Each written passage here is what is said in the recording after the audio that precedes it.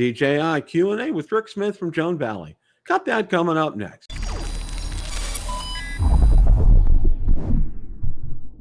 Bill the Drone Reviewer here. If you like the content of this video or anything on my channel, make sure you hit the subscribe button and ring the notification bell so you don't miss any future content. With that, let's begin. The other night, I hosted Roto Talk Live and was joined by Mr. Marcus Crawford and Mr. Ron Braun.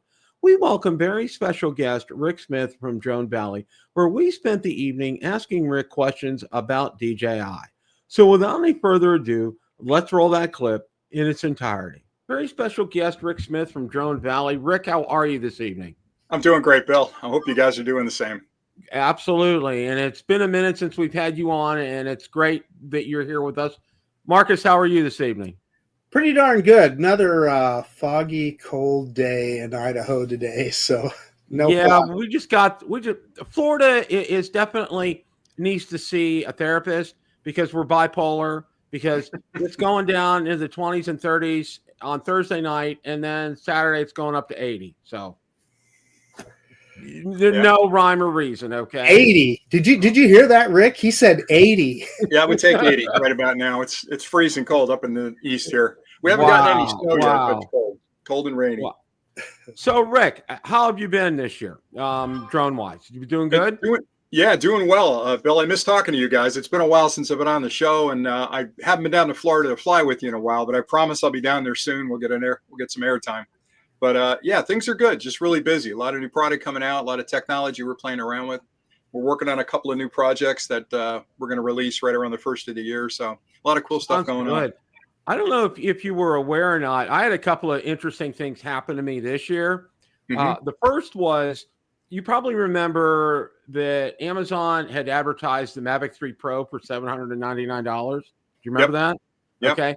Well, I forced their hand, and after hours on the phone with them, I ended up getting it for $799. Wow. Yeah, that was a real accomplishment.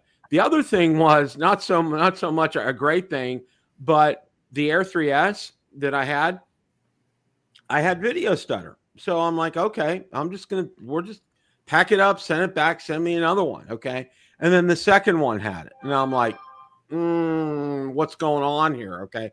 Something's not right. So I end up sending all the log files, both off the controller and the drone, to DJI. Right. And DJI comes back and, well, first of all, they're telling me about horizon tilt, and I didn't even ask them about horizon tilt. Okay. But then what they're telling me, video bit rate. And they said, check the medium you're playing the video on. So I'm like, okay. So what I did was I have a small 14-inch HP laptop. So I played it on that, and I looked at the refresh rate, which was 60 hertz. Okay. Then I try, and it was fine. So then I go ahead and I try it on my 17-inch HP laptop. The refresh rate is 160 hertz. It was stuttering. It was all due to the refresh rate. I'm like, hours spent with that, and then it ends up, it's something so simple that it was crazy.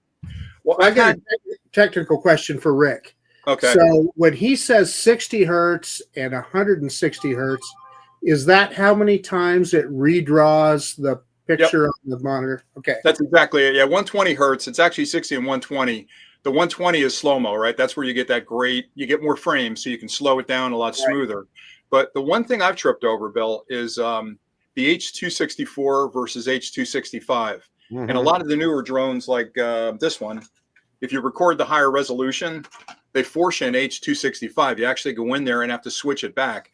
And right now, Premiere Pro has got a heck of a time with H265. It's really difficult to edit that on Premiere Pro. So I've had to go back to 264 for most of it. But even on the 3S, if you move into 4K at 120 or 1080p at 240, it defaults to 265. So that may have bit you as well. Take a look at that file. I'll bet you that's exactly what I was thinking as well too. And now I got the new one, and I'm like, I haven't had a second because, as I said in the intro, we're busy getting ready for the holidays because my family's coming down. So we're burning the candle at both ends. Plus, both my wife and I are working, and then enough of the excuses. You got a drone. Get outside and start flying. Absolutely. Come on. I don't want to hear about you're busy. You got a drone. Get out there. Absolutely. Absolutely. We're going to be doing that this weekend here. You know, everything like right now, and we're not really gonna touch on it. You know, there's the everything about the drone ban, and now that Yeah. they changed the language and Yeah, we everything. can talk about it. Yeah, it's you all know, right. Well, I want to, first of all, I want to get your take on all this. Sure. And second, is this something that's really going to come to fruition? What are your thoughts on this, Rick? Yeah, politics and fun never mix. They really don't. It seems like anytime we have something cool, somebody comes along and wants to get involved and regulate it and change the rules. So at a very base level, and I don't want to get your channel in trouble because I tend to be pretty bit of a firebrand around this because I don't like politics in general, but specifically when it starts affecting my life and my fun and my hobby. But this whole thing around DJI being banned in the States, and I've done several clips on it already. It's pure nonsense. When you think about the amount of intelligence that anybody could gather from a drone flying at a couple 100 feet in the air in very limited areas, it can't fly into a no-fly zone. It can't get near a military facility. And you're also, if you're the bad guy, trusting that drone flyer is going to fly where you need him to fly and capture what you need him to capture, like that's enough right there to make it nonsense. But then on top of it, you know what it's like when you record a video file to your SD card, it's gigantic, right? And then how does that file get from your memory card to the bad guy's server, right? You've got to connect to the internet. There's got to be all kinds of nefarious things going on in your computer where they've hacked you and they're grabbing files. And if you were forced to upload it over your connection on your phone bill would be astronomical, right? For the amount of data you're using and everything else. So the whole thing is just flawed from so many different technical perspectives. But what it comes down to for me, and this is the case with most politics, is if you have enough money and you really need to get something done, you'll hire a good team of lobbyists. They'll find a senator or two that needs a contribution or needs a little bit of sway, and they'll get in their ear and they'll propose these type of bans. Now you got to think, well, who does that really benefit? Well, it benefits the companies that are pitching for that government contract that don't want DJI in there, who can sell the 3S for 10% of what those commercial drones cost with way more features and way more functionality. It just blows the competition out of the water. So if I eliminate DJI and I'm a competitor, I can now charge 5-10 times as much for my drone that can't quite do what the DJI drones can do and eliminate the competition. And then the next question, which is going to get me into trouble, who's on the top of that pile? It's the company that all of us trusted. I love them. I think the two founders are brilliant. I'm talking about Skydio, but they've kind of gone to the dark side. They were a consumer hobbyist group that all of us that bought Skydio products supported, gave them the funding to go after the commercial market. And the minute they started getting uptake in the commercial market, they dropped the consumers. They ran like their shoes were on fire to get out of the hobbyist market into the commercial market. And I believe that they've got a big influence over what's going on with these bans. I think they're lobbyists. If you follow the money and the food chain of who's involved, you'll see that a lot of the people that are close to Skydio or people that work at the DoD are now working with Skydio as their legal lobbyist team. So I think the whole thing just stinks in general. And I do too. The bottom line is I would be shocked if it passes. I know that Stefanik has been on it. Now she's, I guess, misdirecting somewhere else. She's going into part of the government somewhere. I think Trump's got her earmarked for something, which is probably a good thing, right? But I just think it's a whole lot of noise over nothing. And I'm at this point very optimistic that it won't happen, that we won't have any issues with it being banned. That is, and that's kind of the way I've been thinking as well too. A lot of this was making a lot of noise. It was an election year, rattling sabers, and Yep. If it would, and this is what I told people, if it would, there's nothing in place. There's nobody to step in. Okay. And then you talk about, coming back to bite you, Skydio's batteries were coming from China and they were banned. They were having a problem with it. So, what goes around comes around with that kind of stuff. So, yeah. And I'll be honest, Bill, I mean, if I'm pounding on those guys and I feel like I need to pound on them just a little bit more, they didn't really do much outside of the drone. Like their drone, for all intents and purposes, that drone was probably 10 years ahead of its time when that first Skydio, the X2 came out. It had It's got trinocular vision on it. No one's mastered that but them. That's the one with the 3 cameras, and you can see depth in addition to seeing solid surfaces. They have a neural network inside the unit, which is what you're using for AI. It's running on the Jetson chipset, which 2 years ago was the leading chipset for any kind of AI. So they were brilliant in building the drone. The drone was absolutely brilliant. But then they didn't do anything else. They bought the batteries from somebody else. The controller came from Parrot that they just rebranded. So in the beginning, it was like, all right, I'm going to give them one more drone, because the first drone was gigantic and it was sort of a beta. But that second drone, I felt really had some legs. I still have mine. I still have it in the shop. I haven't flown it in a while. But yeah, but I felt like they were cutting corners, and I really was waiting for their Gen 3, and that's when they made the move into commercial. But let me say one more thing, and then I promise I'll be quiet. Even if this ban happened, the way the ban was written is it wasn't an FAA ban. You guys know that, right? It was an FCC ban that said, if this ban goes through, they're going to direct the FCC to shut down any new applications that DJI put through for their radios. They were going to shut them down on the new performance of the radios. It didn't affect any of the old drones. So if you owned a drone before the ban went in effect, you still can fly that drone because it's already been approved by the FAA. It would have taken a lot of work to go back and retroactively rescind those. So I think even if it happened, I wasn't that worried, because there were plenty of drones out there that we could still fly. But I don't know. I feel uncomfortable almost even talking about it, because I don't want to give the fire too much air here. But for me, I think it's a bad idea to chase it. I don't think there's any issues with China spying on the U.S. through drones. Let's face it, they've got access to Google Maps. They've got people with cell phones in the country that are walking around that can get 4K video of anything they need. So why are you picking on me? Leave me alone. That's my 2 cents on it. I can distill it down to say this: it doesn't meet the sniff test, right? No. It just doesn't meet the sniff test. They've never been able to show us the smoking gun ever, because it doesn't exist. Yeah. And one other thing, Bill, too, is it's interesting to me that it was only DJI they were going after for a long time. The number one manufacturer in the space that would, quite frankly, clean up in the commercial space. And then after people started complaining, like, well, why DJI? Autel drones are made in China. All these other third-party drones you can buy on Amazon are made in China. Fimi's made in China. You can buy some really quality drones that aren't DJI.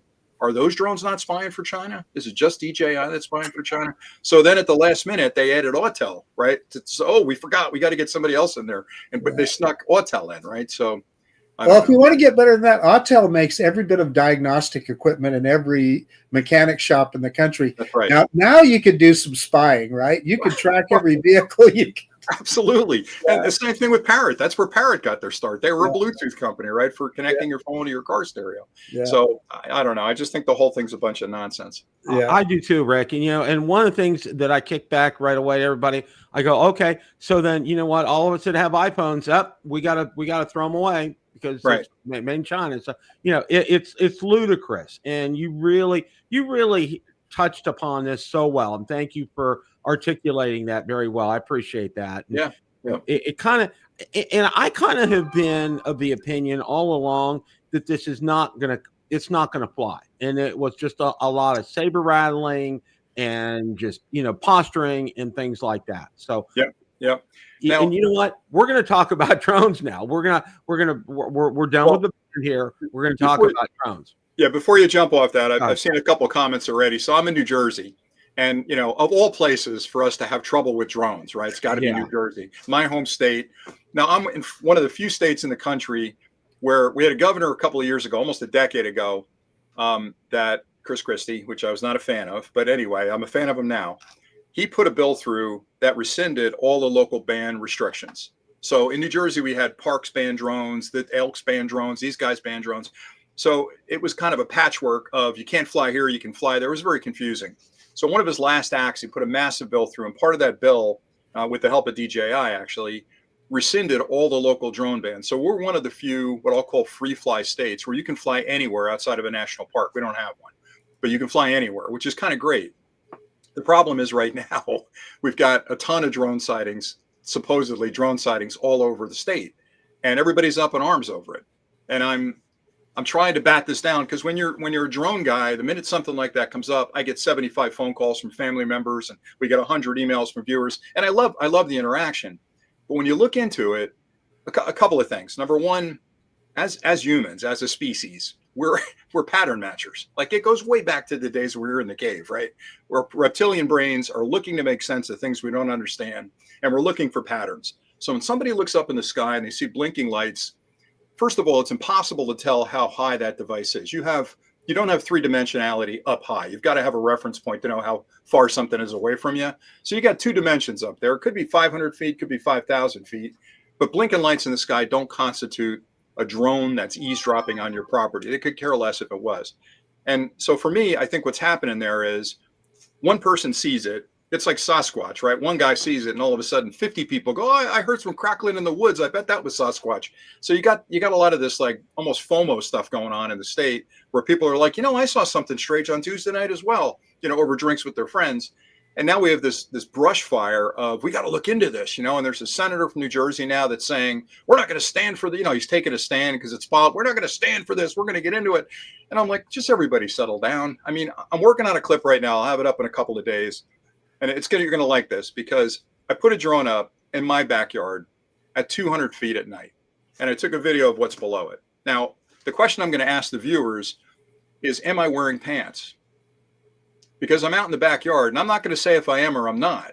But from that drone, people are worried about a drone spying on you. So 200 feet up, I got a shot of me in my backyard, and you'll have to tell me if you can see if I'm wearing pants or not, just to show you how ridiculous the conversation is around people are spying on me with these drones and everything else. And the truth is I'm wearing pants, but don't tell your guys that. But I think that illustrates just how ridiculous that conversation is about worrying about drones, right? Drones are legal to fly anywhere you want. You can fly them over private property. You shouldn't hover. I've said that many times. But in general, I just think we're kind of in an interesting time because people are getting used to drones flying everywhere. One of the things that I think is interesting is that all those drone spottings, they all just happen to have their aeronautical standard running lights on. They just happen to. Yeah, I know. The whole thing is just nutty. But the other thing, too, is most of them were up near, I think, Picatinny Arsenal, some of the military facilities there, right? And, the suspicious guy in me is thinking, all of us have seen what's happened over in Ukraine with Russia, right? Terrible, terrible situation all the way around over there. But there is a part of me that looks at the Ukrainians and think, there's a small country, limited arms, limited technological advantage over a big country like Russia. And I don't want to get into the politics of it, but they're a scrappy country, and they realize, you know what, $1,000 drone with a hand grenade can take out an M1 Abrams tank. That's something we ought to do. Let's build a ton of those FPV drones, get out there and really create some havoc, right? This sort of, interesting defense, if you will. And I think the U.S. looked at that and said, man, we never really thought about small drones like that being a challenge for us militarily.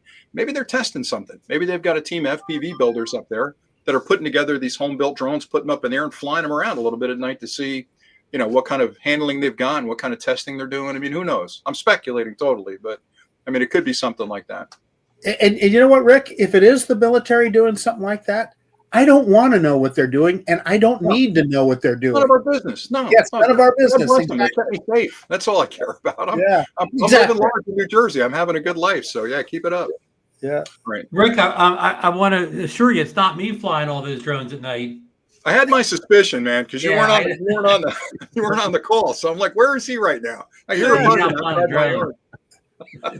Well, have you actually, Rick? I haven't seen anything like that. Have you noticed anything in your area? No, I've seen the videos, and I'm looking at those videos thinking that could be a plane at 5,000 feet. I mean, I live near a military facility down here, McGuire, and it could be a plane coming in for a landing. It could be a drone, and if it's a drone, it's a drone. Who cares? That's the thing. A lot of consumers don't realize that you don't own the airspace over your yard. You don't. You own the yard. In some cases, some states, you don't even own the ground under your yard because the mineral rights can be sold, right? So when a drone flies over your backyard, as long as it's not flying over you and it doesn't hover, what do you care? They're going to be everywhere. Yeah. And the last I live close to the beach, so I have not only helicopters, rescue helicopters fly my house all the time. I'm also in the Atlantic City Airport thing, so I have commercial aircraft flying around my house all the time. Right.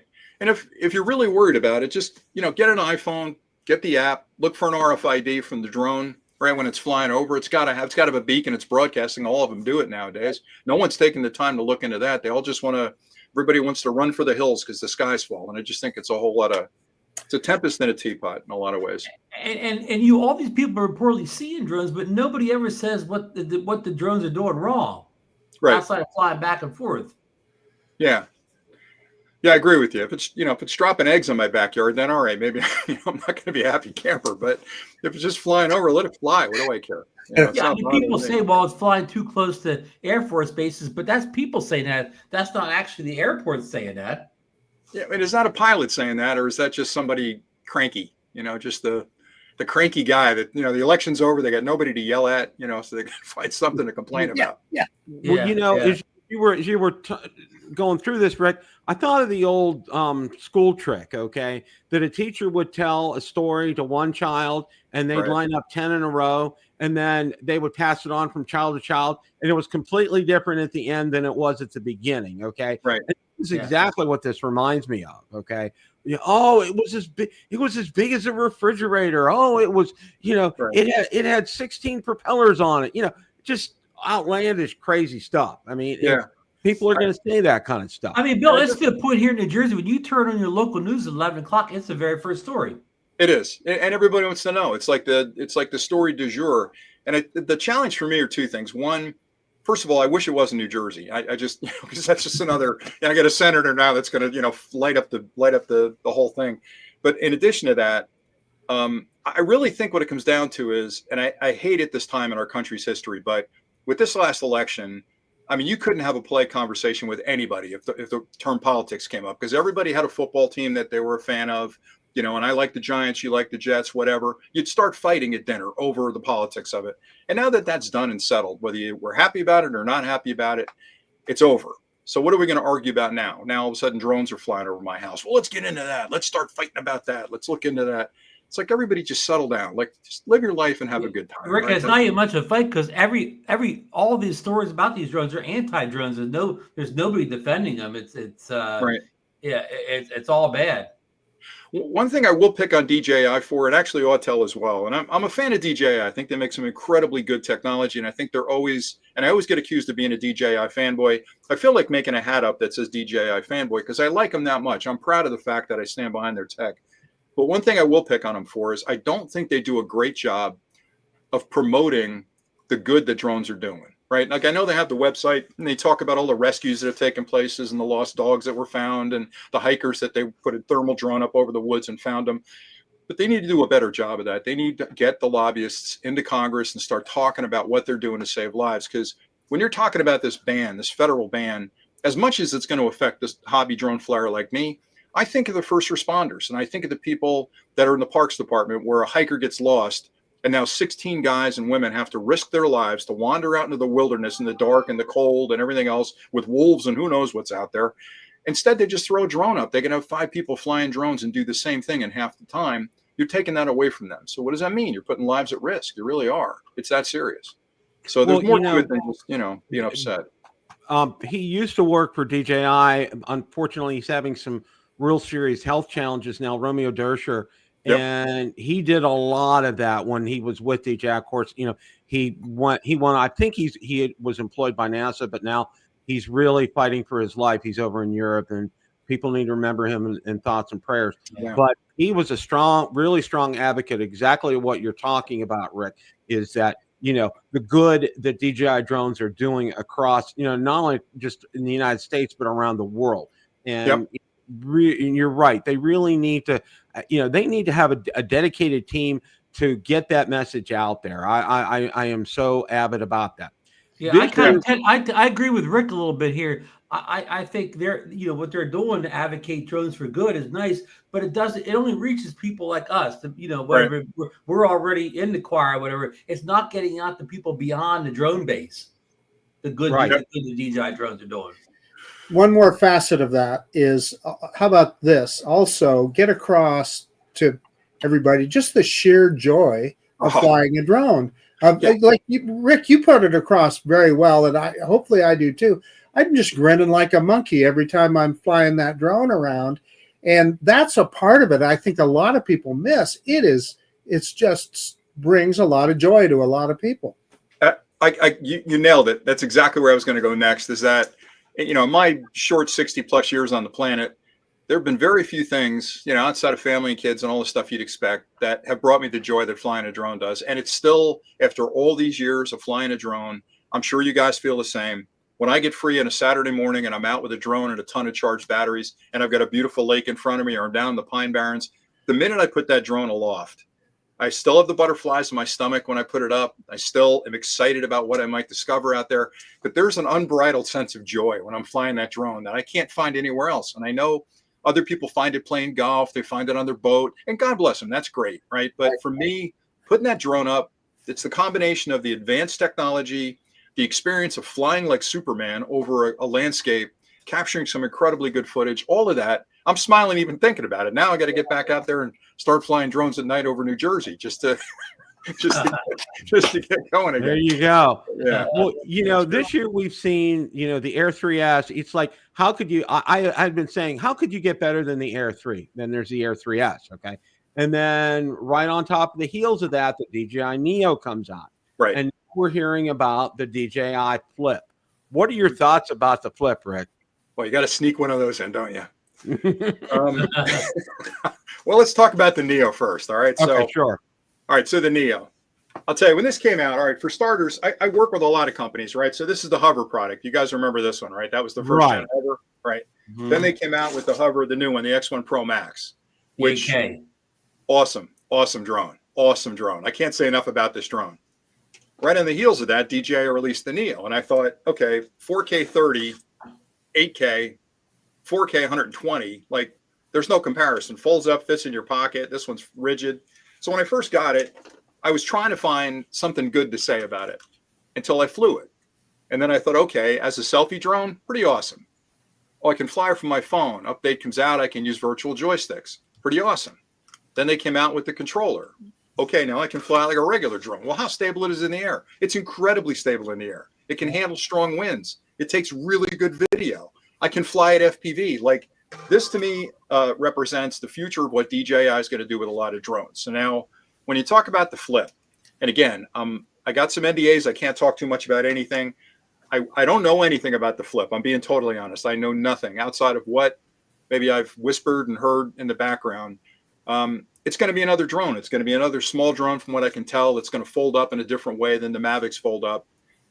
Do I need another drone at this point? I don't. I mean, I've got everything I need to fly. So for me, okay, it's cool. I'll test it. If they send it, I'll give it a fair review. But between this one and this one, these two, and actually the Mini 4 Pro, I got everything I need. And every time they release a drone like this, I think to myself, what could they possibly do with the next drone that would incite me to buy that drone and get excited about it? But they always surprise me, right? Now we got LiDAR here.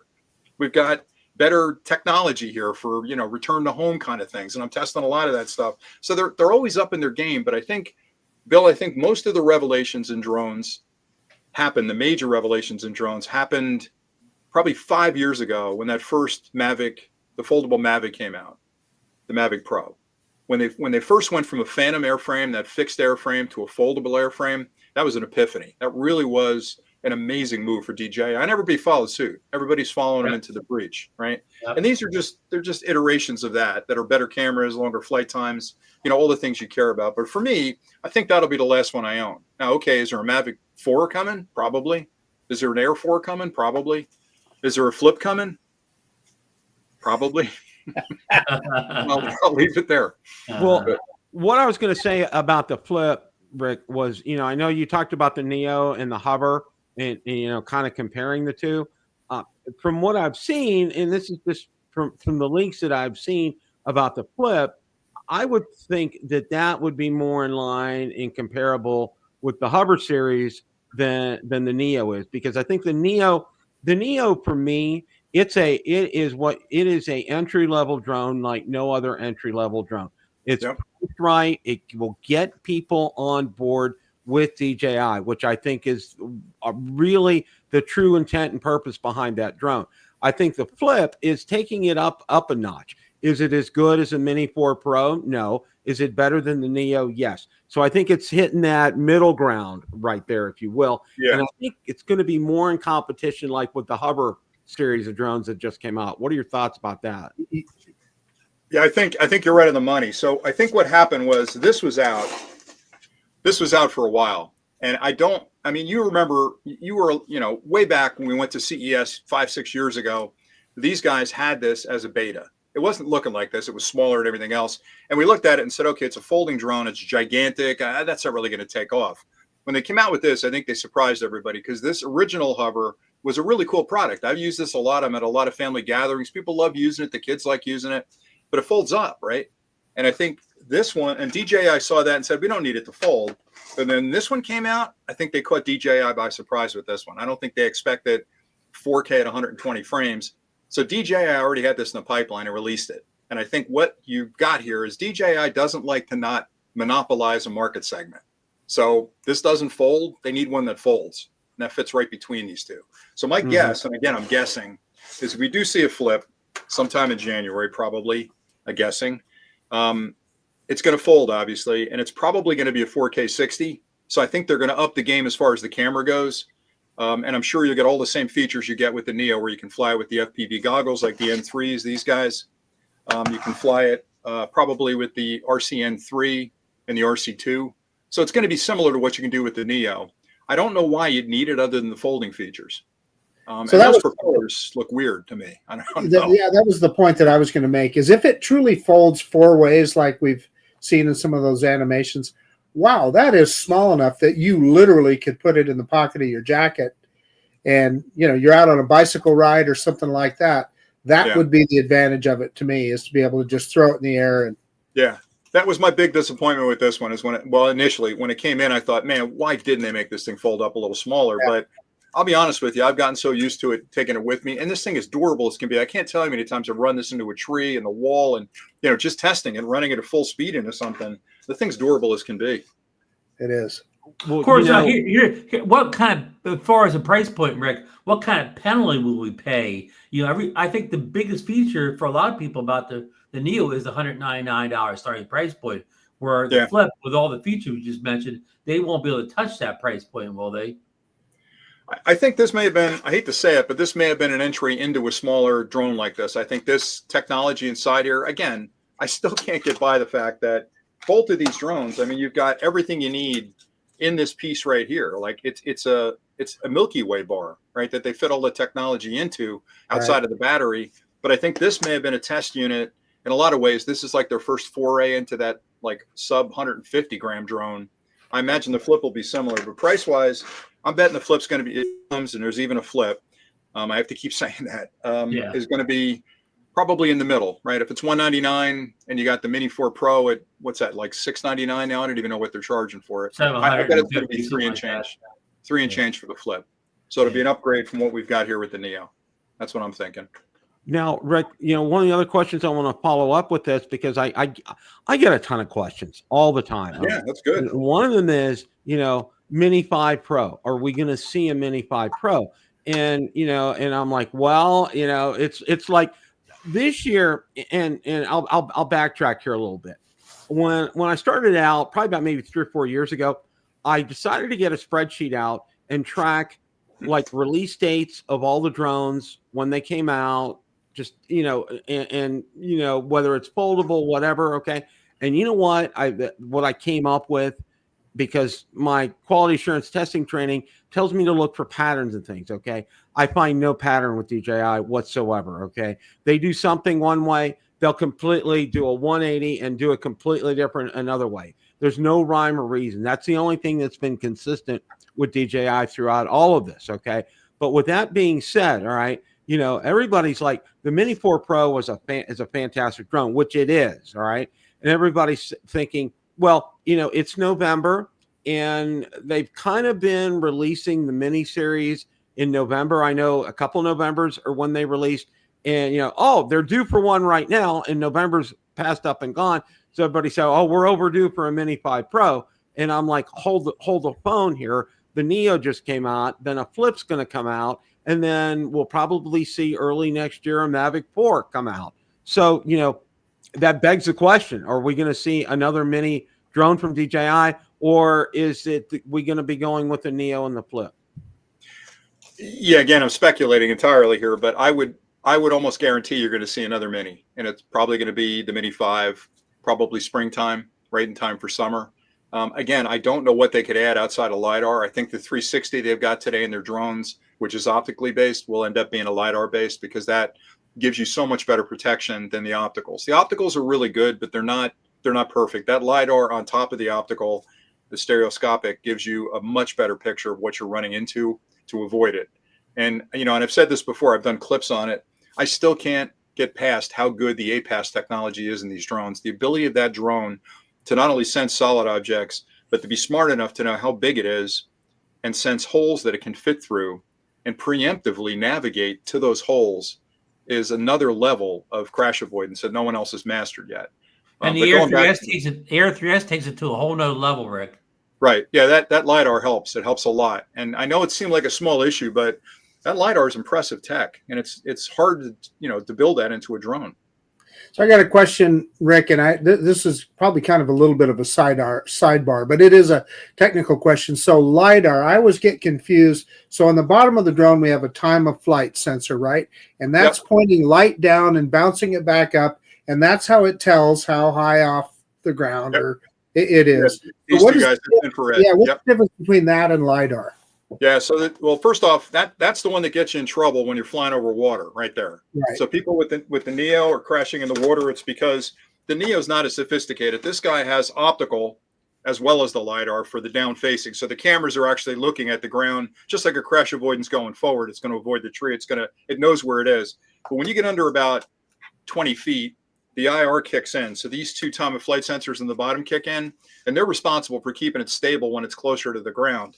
But that's a very limited distance. It can only go about 15 meters. LiDAR, it's basically a laser. It's in that band of wavelength that it can actually, whereas the stereoscopic on the front, these two guys, which are just like your eyes, right? You're looking, you can have a certain depth perception with your eyes.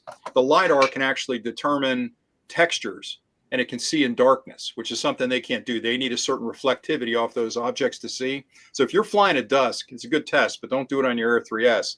If you're trying to do APAS on a bright sunny day, it's phenomenal. If you try to do the same thing at dusk, you're going to hit a tree because it can't see that tree with optics. With LiDAR, it will. So I've got a clip I'm working on showing the difference of, can I use APAS at night or at least in dusk time and avoid that?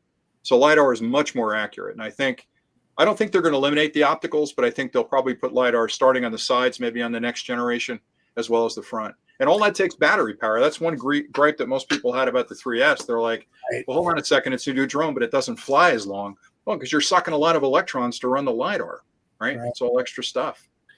Tell that to Tesla, though. Don't get me started on that guy. You know, one of the things, and I think Marcus will agree with me, and probably Ron too, is, you know, as far as looking at, you know, what drones get views for our channels, all right? You know, I know by far and away for me, anytime I put a mini drone up there, I'm going to get more views, even than an Air 3S or a Mavic 3 Pro. I will get more views on that mini drone. And in fact, Cohito, who makes Specta, they sent me sent me their mini, okay, and they sent me their Air as well too. And you know, it's everything. It has everything but the DJI name on it. Is what I said. I had Jack from Half Chrome Drones on. He agrees with me 100%. He says it has everything but the DJI name on it. It's a parallel channel for DJI. That's all it is. It's Ford builds the car, DJI selling it at their dealerships. They're now selling it through another dealership. That's all. Exactly. And you know, that's why you're I agree with you 100% about the mini drones. They're not going anywhere because they are so popular with viewers out there. They love these mini drones. I mean, well, Rick, the Neo even gets better views than the Mini. Yeah, I agree. I think the Neo is like the hottest. Anytime I put a clip on Neo right away, people are all over it, and I got a million questions because it's affordable. But back to your original point, Bill, I think DJI, again, in addition to being a brilliant engineering company, and that's hard to do these days, but in addition to being a great engineering company, they're also a really good marketing company. So when you think about the different market segments they compete in, we've got the larger drones like the Airs and the Mavics. I wish they'd bring a Phantom 5 out. I love that Phantom airframe. But anyway, those two are their larger drones. Those are at risk for the ban because they're over the 250 grams, right? Under 250 grams, like the Mini series, the Neo, and whatever that Flip's going to turn out to be, I think is another route to market for them with a completely different consumer. So they've got that. Then if the ban goes into place, they've got Spectra, right? They've got an alternate route to market for their drones under different branding that isn't being banned specifically. Now, will they catch up? Say the ban goes through, will they catch up on the Spectre stuff? Probably, but I'm sure they've already got a plan in place for that. So I don't worry that we're going to have access to drones from DJI, or at least technology from DJI. I might have different badging on it. What I don't get is I don't know why DJI doesn't just set up in the States. I've asked them multiple times, like, you guys need to have a factory in the States. Put a warehouse together in California, ship all the parts in and have a bunch of people assemble them. Like, that takes all the pressure off. Now they're not necessarily made in China, right? You're still part of a Chinese corporation, but it's at least you're on US soil. That would appease a lot of people. Matter of fact, pick the state where you've got the most cranky senators and Congress people, right? So they get a little bit of pork out of it, and they'll back off on the ban thing. But yeah, that's how the Japanese cars got around tariffs and bans in the early '80s. Honda and Toyota built plants here. Yeah, for sure. Yeah. Well, you know, that's a real good point, Rick. And you know, one of the other things I can tell you, you know, one of the big questions I got about the Mini and the Air, which I both have, and I'm going to be getting some Spectre Air videos out there as well too. One of the things that kind of separates them from DJI is they have no geofencing on them, which is fantastic. All right. And one of the other questions, though, and the number one question I get about that is a service after the sale.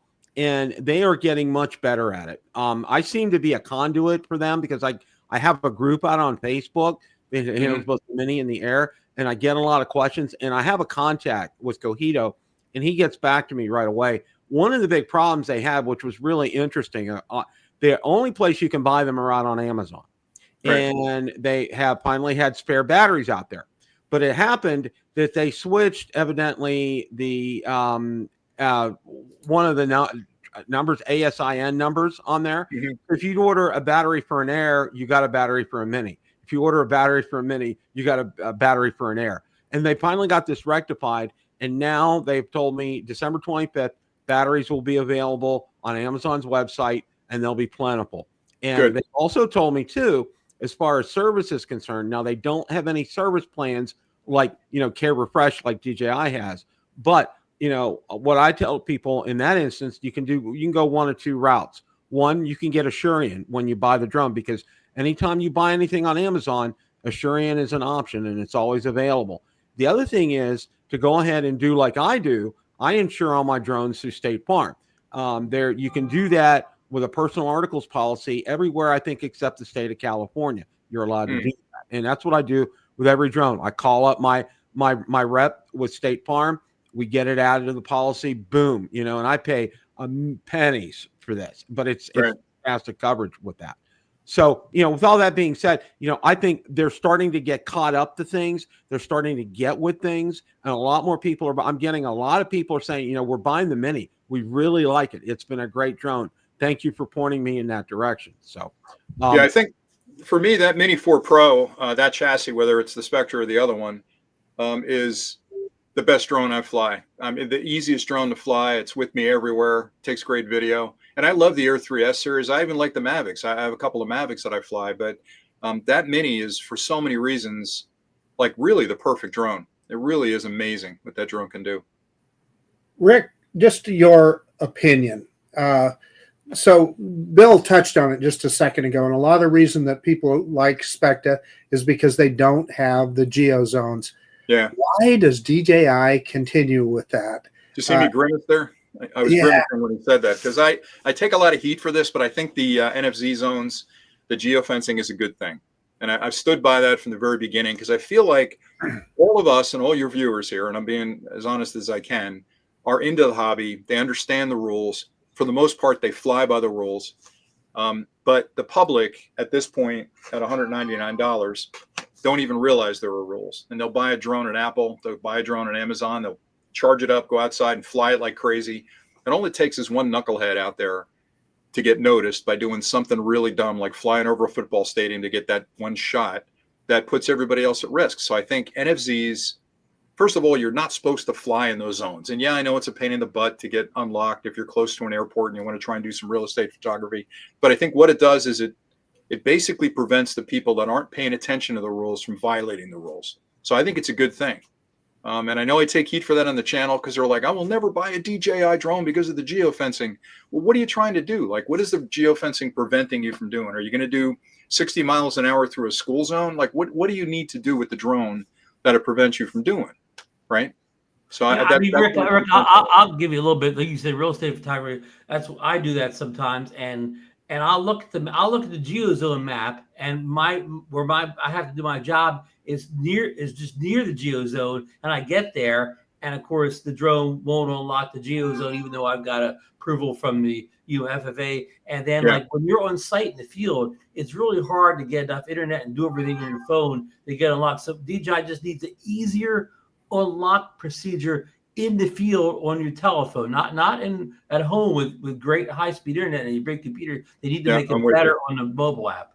I agree. I agree with you. They've got to tune it up. They definitely do. And I think there's pros and cons on both sides of it. And I know a lot of people, whenever I say anything like that, I get a ton of negative comments about, you're being an antsy, stop talking like that. Just let people fly. No, you're beginners. What you're saying is correct. It really would help beginners.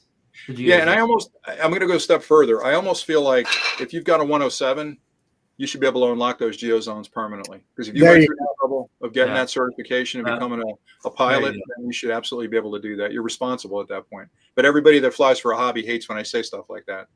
Those geozones sell a lot of Autel drones to real estate photographers. I wonder. Yeah, it's still.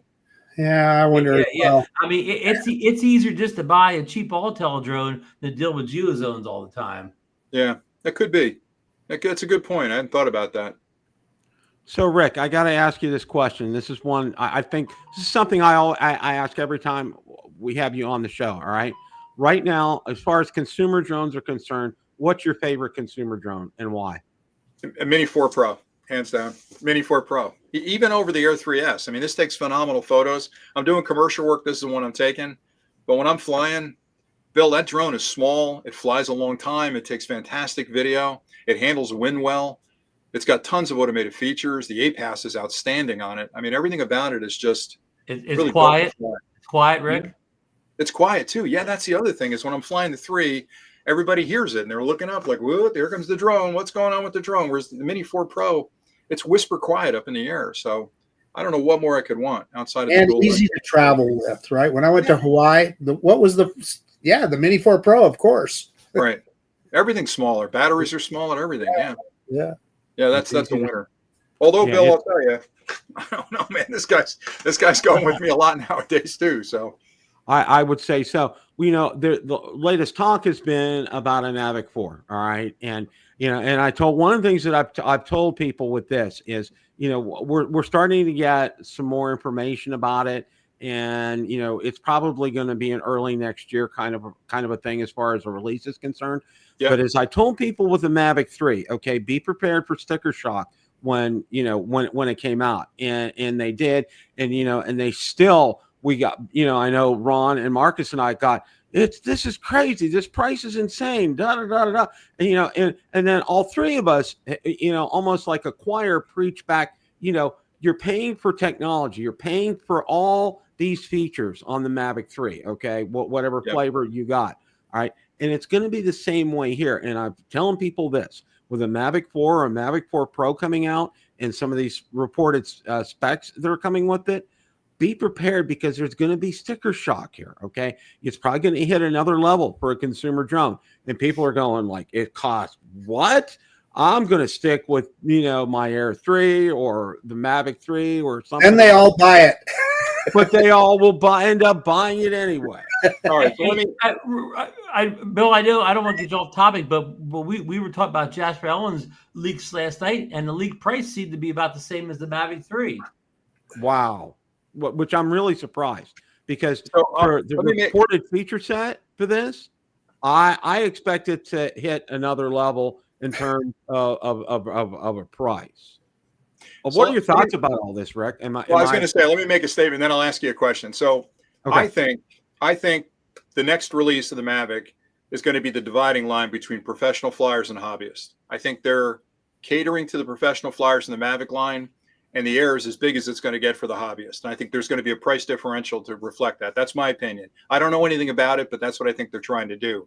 But then the question I was going to ask you is, what would that product have to make it a drone you had to own? I mean, think about it for a second.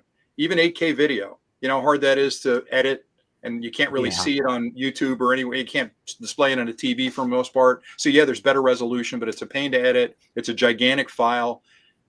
You know, what would you need? You got 360 crash avoidance, you got APAS, you got automation built in. You can fly FPV for the most part. Like what would that one have to draw you in to pay the money for that? What feature do you need that you don't have today? That's a fantastic question. I mean, it's like, you know, we talked about, you know, having some kind of dual images, a live map versus a static map, and, you know, all other kind of things. And as far as the telephoto is concerned, that would be enhanced, and that the gimbal would now rotate that much more, giving you a wider field of view with something like that, an increased runtime. You know, those are things that I normally think of with something like this. But we've got LiDAR in the Air 3S. Okay, you know, that is to me, that's as loaded is a drone that I need. All right. I mean, you want me to say it again, Bill? You want me to say it again? You want me to say it again? I say it every time. They're going to give us something with that drone that we never thought of. And as soon as we see it, we're going to go, man, I got to have that. That's what's going to happen. So I'll tease you a little bit with some of this stuff, because I talk to DJI quite regularly, and I don't care. Like I have NDAs with them, but I'll talk from my own perspective about, you know, if I were building that drone, here's what I do. Or if I were building that next Osmo Pocket, here's what I do. And some of the stuff I've suggested turns out in the product. Now, I'm not saying it's me that did it. They're probably thinking of it years before it occurred to me. But things like coupling up the DJI mic with their portable gear without opening a door that makes it less waterproof, right? That was all like, man, if you guys could just take that Osmo Action 2 and add, you know, Bluetooth connectivity to your microphones, you got a home run, and boom, that came out. So with this next generation of drone, the one thing I keep suggesting, and we'll have to see if it happens, is wouldn't it be cool if they eliminated the camera completely and just put a 360 camera on the bottom of the drone that would record everything it could see, one on the bottom and one on the top. So as you're flying, you can determine, you've got all the data, you can determine what you're looking at. You don't need a gimbal, you don't need stabilization at that point. So in editing, I can virtually point the camera at any point of interest that I happen to fly over that day. How cool would that be? Think of the size of those files, though, Rick. They're gigantic. I agree, but you know, they're going to compress them. It'd probably be 265, but there you go. Like, I like the idea. That's cool, right? That would be cool. Yeah. Just like of course, that would mean you would have to add it. You'd have to edit all your video. It'd be no more just shoot it and post it. Right, but I'm sure DJI would have some kind of, they'd need some kind of editing software, some kind of plug-in for Premiere and all the rest of the programs. But I'm just spitballing. But I think that might be enough to be, you know, hey, that's the first time somebody's done that. That would be cool. You know, our friend Lauren here brought up a real good option, optical zoom. All right, that is something people have been clamoring for a long time. Since the Mavic 2 zoom. Yeah, you got it already. The Mavic 2's got it. Yeah, that's good. Yeah. So, you know, that would be something there. So, I mean, there's a laundry list out there. We can speculate until midnight here and go over everything, but you know, it's going to be what it is. But I think you made a really good point here, Rick, is, you know, that there's going to be a dividing line. And I think I said this before, you know, the Inspire 3, for all intents and purposes, was that dividing line, or the Inspire series, for a long time, between consumer and professional. The Mavic series was still consumer, but it had really strong leanings towards being professional. Okay. Prosumer. Prosumer. Exactly, Marcus. Now with talking to you, I'm seeing, you know, there's going to be a shift here in terms of what we're looking at for consumers, the dividing line between consumers and professional products. And I think that Mavic 4 is going to fit over there. And I think they're also going to make it, and see, and this is something I think I learned from you a long time ago, that DJI doesn't waste a thing. Okay. Everything they do is for and has a purpose. Okay. And when they build this Mavic 4, it's also going to be built in mind for the enterprise. Okay. And to do enterprise level things. And it's going to be easily adaptable to that. And I think that's one of the things that we're going to see here with this. I think we're going to see that dividing line, like you said, and I think it's going to cross that line. Will consumers still buy it? Absolutely. I think people will still buy it because, you know, they got to have a Mavic. So yeah, I think one of the things I think you'll probably see if they do that route, like I wouldn't be shocked if they did it, but maybe not the Mavic 4, maybe the Mavic 5, but it'll start adapting some of the features that you need, like on the Inspire. Like you've got the co-pilot camera that's different than the main lensing camera. So the pilot that's flying the drone has his own view or her view of the world, and the other person that's a cinematographer can focus on the subject, right? So that could be something you'll see, the dual cameras in there that are separate cameras, so that the pilot can fly it and the cinematographer can decide what the shot looks like. Those kind of things I think you'll see morphing into the enterprise level stuff, and I think it's going to happen on the Mavic. The other thing, Bill, I wanted to mention is, and when I told before I got beat up about being a fan of DJI, but I am constantly blown away by how many different markets they enter and dominate. When you think about the action camera market, right? Now you can argue all day about GoPro versus Action. I think that action camera is outstanding product. The wireless microphone space, right? DJI mic came out, what, 3-4 years ago? They dominate that space. I just reviewed the new Mini from Rode, their little mini mic, and the Mini from DJI. The DJI mic is head and shoulders above it. It's just that good. So they enter that market. Now they're in the power station business. I hear rumors they're getting into the Roomba vacuum business. There's all kinds of markets that they're penetrating because their engineering team is just like, what do we want to build today? You know, and they're starting from scratch and they're building incredibly cool products that are really intelligent. And you really hit the nail on the head here. You know, when they get into a market and when they do something, okay, it's not half-hearted. It's not with a half effort, okay? They're in at 120%. And I can testify to you about the mics, the action camera. It took me forever to upgrade from my Action 1, so to speak, to and I got the Action 4 before the 5 came out, but I am as pleased as punch with that. And then the mic, the DJI mic, and how it fits in like with the Pocket 3 and the Action 4. It's like a seamless integration with this stuff. I mean, the ecosystem, it's all part of it. And then now I just ended up getting a Power 1000 myself, and I bought the cables to go ahead and be able to charge my drones. And it's just like, it's all hand in glove. It all fits. And then, there you go. And again, when you talk about the power stations, like a lot of people miss this, but they have the software-defined ports on there, which is a software-defined port, meaning depending on what you plug into that port, it adjusts for the external device that it's charging. So if you plug in drone batteries, it's going to charge at a higher rate. If you plug in the MPPT for an input, it'll adjust for a solar panel. So what they've got is a port that isn't locked into USB standards or 12-volt standards or AC standards.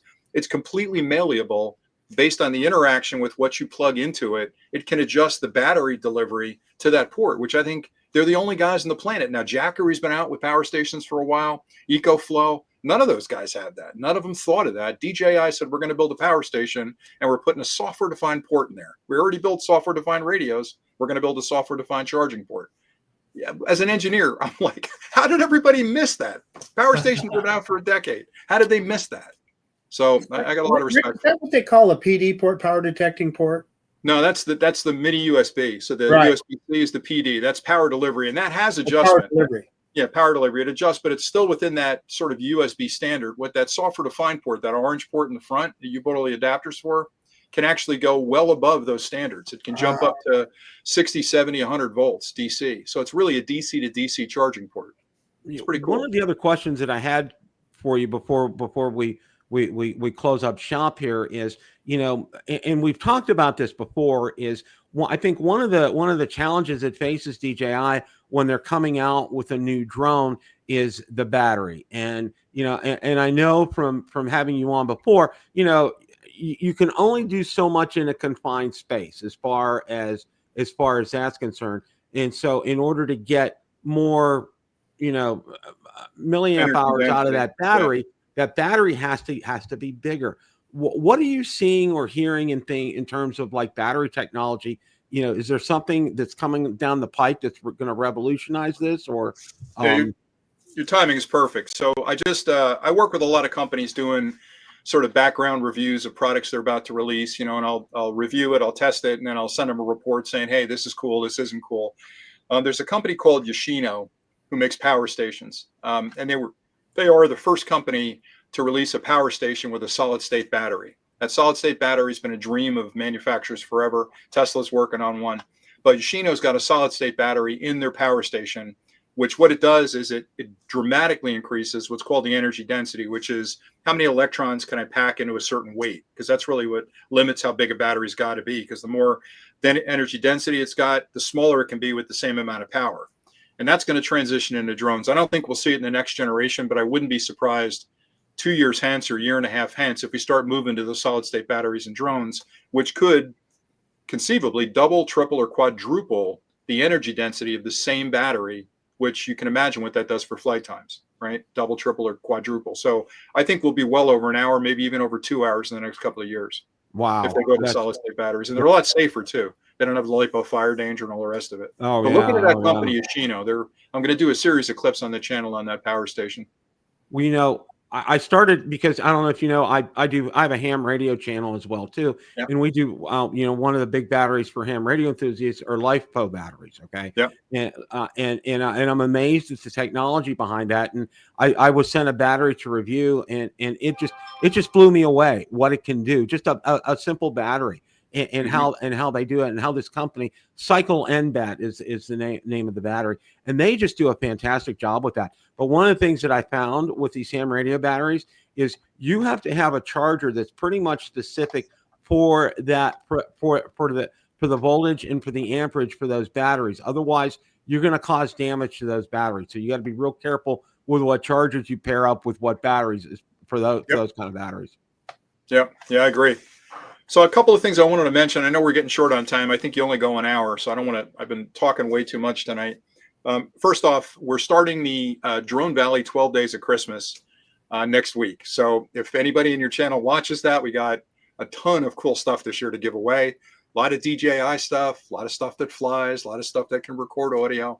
So stay tuned to the channel. We're going to give away a lot of good stuff. And then we're working on 2 projects that one of them I've been working on for well over a year, and I think I sent you a beta version of it, but I've been chasing this specialized cable that allows you to connect a smart controller like an RC-2 to an external monitor. So you can share the video over that USB-C to HDMI cable. And it's been very elusive. And I think we finally nailed it. So we may be releasing that product very soon. And we also are coming out with another connection that if you've got the N3 goggles, you won't have audio on these. So if you're watching a movie or you want to review something that's got audio, you can't listen to audio on them. We have a cable coming out that adapts the USB-C to a standard 3.5 millimeter headphone jack. So you could use a set of headphones and watch a movie on there. So those are just some of the things we're working on. We're constantly nerding over, things that frustrate us and trying to find an answer. So I have to ask you another question here before we wrap up, and then I'll let Ron and Marcus as well. Your other channel, how's that been doing? Yeah, I kind of did that because I started getting grief on the drone channel about what are you doing talking about power stations and cameras, and I'm like, my adage is, as a nerd, if it runs on electrons, I want to talk about it. I want to understand what makes it tick, and if I think it's cool, maybe you'll think it's cool. But I got so much grief because the channel's called Drone Valley. They're like, why are you reviewing all this other stuff? So I started the Gadget Hero channel just to have a place to park some of the stuff that may be a little out of band. But yeah, I mean, it's doing all right. I'm not promoting it or anything. It's just every now and then I'll get a product, a lot of audio video equipment I get sent. I want to review it and I'll do it over there. But it's doing all right. Yeah, it's not my main concern, but it's just a place for me to, and again, I'll take a step back. I don't know why you guys got into YouTube. I probably should have asked you that at the top. We could have spent an hour talking about it. I got into it because I would come to the dinner table and I would talk about technology. And my family put up with it for a lot of years. But I would be so excited about some new revelation or some new product, and I would completely monopolize the conversation at dinner. So my son said to me a couple of years ago, Dad, why don't you just get on YouTube and start talking about it? Now, I think he was being kind and really it found some interest there that people would listen to it. I think my wife agreed because she wanted me to stop talking about technology at the dinner table. But that's why I got into it, because I need to investigate things, understand things, and hopefully explain them to people in a way that they get excited about it as well. Now, I don't know why you guys get into it. I'm sure. Well, I can give you a real short Reader's Digest version. For me, I saw a lot of great videos out there, but they were 25, 35, 40 minutes long. And I'm like, you know what? There has to be a better way of doing this.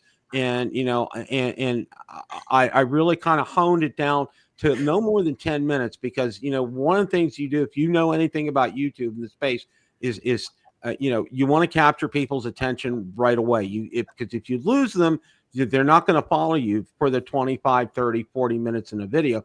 So I think that's why I've really kind of kept my videos on the shorter end of things, and I think it's paid off. So have you watched my Marcus, channel? do you guys have any more questions for them? Have you watched my channel? Every clip I've got is 25 minutes long. I don't do short clips. And I'm the guy with no routine. I got 5-minute videos. I got 30-minute videos. I have no pattern for length. A 20-minute video is short for me. Right. Yeah, you get talking, and there's a lot to talk about. But you'll probably feel the same thing. What inspired me was the first couple I put up were just me talking. Right. I was flying the Phantom, or I was flying the Bebop, or whatever it happened to be back then. And by the way, I just posted my 1,000th video 2 days ago, if you can believe wow, that. congrats. So yeah, insane. I know. But the first one or second one I did, I had so many comments coming in going, man, I didn't realize that's how that worked. And thanks so much. And I felt like, you know what? There's a bunch of nerds out there like me that they're finding benefit in these. So yeah, I'll just keep pumping them out. That's all. So that was it for me. I'm going to say, you know what? It's about sharing the joy of what you're doing. And that's the fun that I get out of it. It's so much fun for me. I just want to share it with others. So that's kind of it. You guys do a great job, man. I'm fans of all your channels. I really am. You guys do a great job. Have Ron, Marcus, you have any other questions for Rick before we close up shop here? Marcus? I think we beat it all to death. Yeah, you did a great job, Bill. I just want to thank Rick for all the great videos he puts out. I maybe I don't get to watch every single one of them, but I see a lot of them. I always leave a nice comment for Rick. He always gets back to me. I always learn something from watching Rick's channel. Well, thanks. Yeah, thanks so much. Same here, Rick. We thank you for being a pioneer in this space. And it's a great community, man. I'm glad to be a part of it. Really happy to know you guys. We really are thankful for you, and just keep up the great work. Don't stop. Sounds good. Coming from, I can speak for the three of us. Don't stop what you're doing. And don't ever stop the excitement. And I think Ron and Marcus would agree. I think we're all excited about this as well, but none of us are quite as excited as you, which is fantastic. and I think that, that enthusiasm is contagious. And that's one of the things, another reason too, early on when I started my channel, one of the channels I looked at and watched a lot of videos of was Drone Valley. And I learned a lot on how to do things from your channel. You are a pioneer for me, and just keep up the great work, Rick. Don't stop. Thanks. Okay. Thanks. You guys all enjoy the holidays, right? Big holiday coming up. Everybody, hope you got family and friends. Absolutely. We got we got Good. Grandchildren coming down from Ohio and their Excellent. parents, and we're looking forward to that. Rick, stay on here. We're going to close up shop. I want to thank everybody in a great chat tonight. Absolutely fantastic. Make sure on the way out to hit that thumbs button up, not just for me, but just for our very special guest, Rick. And Rick is absolutely fantastic. Please do go watch his videos. He puts a lot of effort into them, and you will learn things from Rick's videos. I guarantee you that. Question of the day. What did you think of DJI Q&A with Rick Smith from Drone Valley? Let me know in the comments section below. Thanks so much for watching. And remember, it's a great day to fly.